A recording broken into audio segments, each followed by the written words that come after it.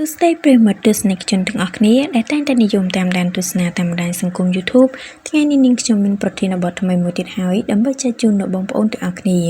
ប្រធានបទនោះគឺមានចំណងជើងថា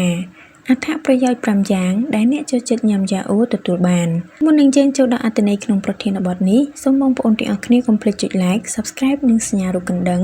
ដើម្បីទទួលបានវីដេអូថ្មីៗបន្ថែមទៀតពី Channel YouTube របស់យើងខ្ញុំយ៉ាអូអាចបង្កើតឡើងដោយទឹកដោះគោប្រភេទខុសៗគ្នាដូចជាទឹកដោះគោមានជាតិខ្លាញ់សុទ្ធទឹកដោះគោស្រស់ទឹកដោះពពែឬទឹកដោះចៀមវាផ្ទុកទៅដោយមេរោគមានជីវិតជាច្រើនដែលគេស្គាល់ថាជាបាក់តេរីល្អ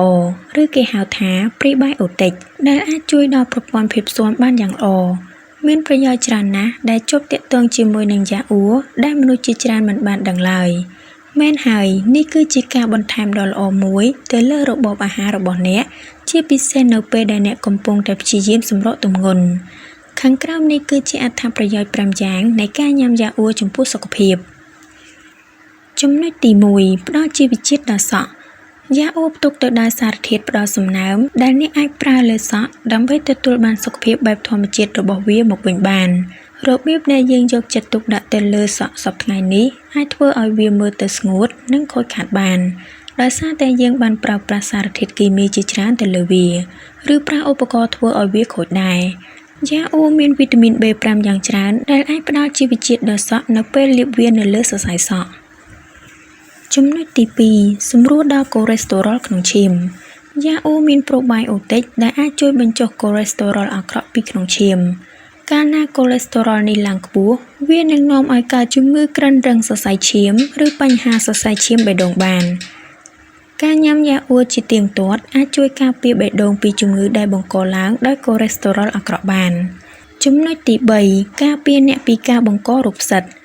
ស្ត្រីគឺងាយនឹងមានការបង្ករោគដោយមេរោគផ្សិត Candida ណាស់ជាពិសេសនៅពេលដែលមានអតុល្យភាពមជ្ឈដ្ឋានក្នុងពោះវៀនតែម្ដងនៅពេលរឿងនេះកើតឡើងអ្នកនឹងត្រូវការធ្វើរឿងឲ្យបានលឿនតាមតែអាចធ្វើទៅបានដើម្បីរក្សាមជ្ឈដ្ឋានក្នុងពោះវៀនឲ្យមានតុល្យភាពវិញហើយក៏សម្រួលដល់កម្រិត pH នៅក្នុងឈាមដែរដើម្បីលុបបំបាត់ការបង្ករោគដោយមេរោគផ្សិតនៅទ្វារមាសយកល្អគួរតែបន្ថែមយ៉ាអូទៅក្នុងរបបអាហាររបស់អ្នកផងទៅចំណុចទី4ជួយដល់ការសម្រកទម្ងន់យ៉ាអូត្រូវបានគេស្គាល់ច្បាស់ទៅលើប្រូតេអ៊ីនរបស់វាដែលអ្នកអាចទទួលបានប្រហែល6ក្រាមនៅពេលញ៉ាំបាន100ក្រាមរាងកាយត្រូវការប្រូតេអ៊ីនដើម្បីបំពេញមុខងារជាច្រើនដូចជាសម្រាប់ការរំលាយអាហារការលូតលាស់របស់សាច់ដុំនិងគ្រប់គ្រងការឃ្លានអាហារផងដែរការញ៉ាំយ៉ាអូអាចធ្វើឲ្យក្រពះបញ្ជូនសញ្ញាទៅខួរក្បាលថាអ្នកបានញ៉ាំឆ្អែតហើយដែលរឿងនេះនឹងជួយបន្ថយការញ៉ាំកាឡូរីកាន់តែច្រើនថែមទៀតផងចំណុចទី5ឆាប់ជាស្រួលបួលពីការមានរបួសអ្នកខ្លះយល់ថារយៈពេលនៃការមានរបួសពួកគេក្រោយពីហាត់ប្រាណរួចបែរជាកាត់បន្ថយទៅវិញមែនហើយរឿងនេះមិនមែនជាបញ្ហាឡើយបើសិនជាអ្នកញ៉ាំយ៉ាអូក្រោយពីហាត់ប្រាណរួច